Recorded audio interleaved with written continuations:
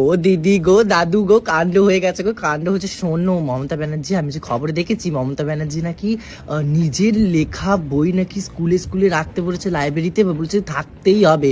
ওরে বাবা, এই কি বুম্বা বুম্বা রাম্বা রাম্বা পড়বে এবার নাকি বাচ্চারা। আমি বাবা খুব খুশি যে আমি আর স্কুলে পড়ি না, নাহলে আমাকেও এই বুম্বা বুম্বা জোনাকি রাম্বা রাম্বা এইসব পড়তে হতো। মাই গড।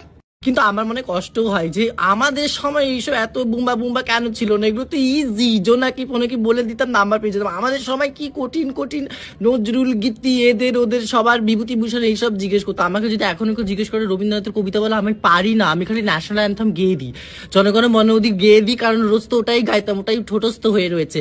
কিন্তু এখনকার বাচ্চারা কি ভালো বলো, এরকম ছোট ছোট বুম্বা বুম্বা রাম্বা রাম্বা গাইবে।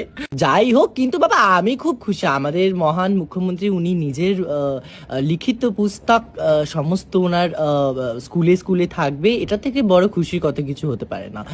বাট আমার চিন্তা হচ্ছে এখনকার বাচ্চাদের জন্য, ওরা তো সারাদিন এবার বুম্বা বুম্বা গাম্বা গাম্বা মাথা কানজালা খেয়ে নেবে এবার। মানে তোমরা বুঝতে পারছো, এতদিন এই বুম্বা বুম্বা রাম্বা রাম্বা মিম ছিল, জোকস অব্দি ঠিক ছিল, এখন এটা বাধ্যবাধকতা পূর্ণ পড়তে হবে ওদের। আর আমি কিন্তু মমতা ব্যানার্জির এগেনস্টে কথা বলছি না, আমি তো এখন এটা 2025, আমি 2035-এ তো ভোটে দাঁড়াবো।